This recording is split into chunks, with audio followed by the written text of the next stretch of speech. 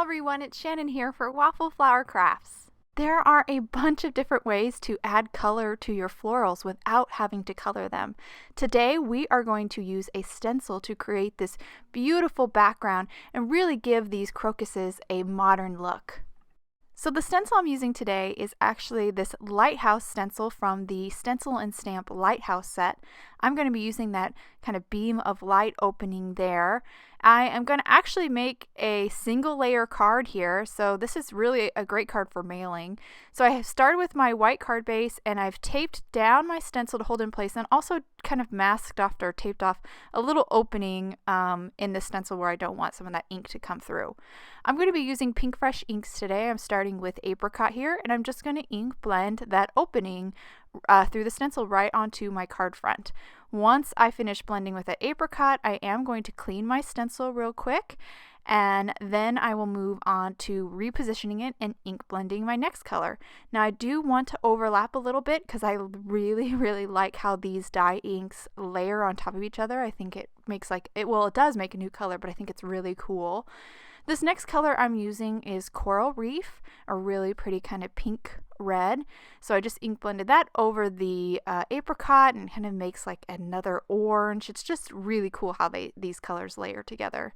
So I cleaned my stencil, repositioned it here, moving on to my next color, which is Candy Violet. And you can really see here how that purple over the Coral Reef really does create kind of a little new section of color there where they overlap. Now I didn't clean between this last purple and this new purple because they're both purple, but I just quickly ink blended that Royal Kiss right there, and now I am going to clean my stencil and my painter's tape. It is important to clean your painter's tape too because there is ink on that and that can contaminate or kind of cross over when you start to ink blend. You can kind of pick up that ink still on the tape. So I am ink blending this Storm color here, and now I'm going back through my 5 colors. So I'm back with that apricot.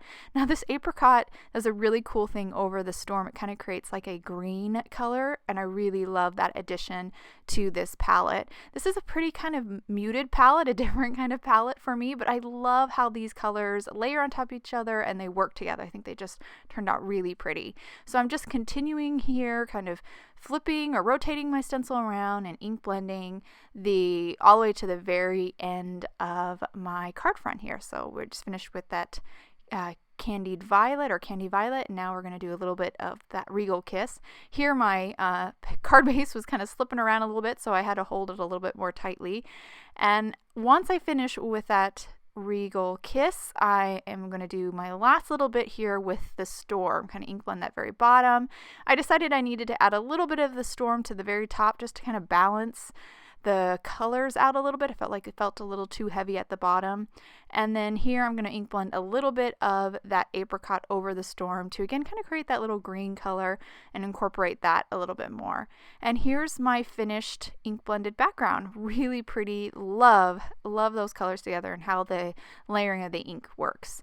So I'm going to use the Crocus Stamp Set here, and I'm going to stamp just the flowers at the top of my card front, and then I will flip my card around, and then I'll just stamp them again in VersaFine Onyx Black ink. I made sure to position this stamp so you don't see any of the pot. I just wanted the florals for this. Now for my sentiment, I'm going to use the Herb Silhouettes stamp set. Just grabbed a sentiment from that set.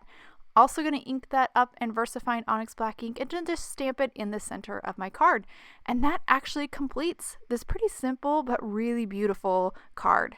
And I'll hold up to the camera so hopefully you can get a good look at how those ink colors layer and kind of create new shades. I really love this kind of technique. You can do this with lots of different kind of stencils, and I just think it is just a really cool kind of modern background for florals.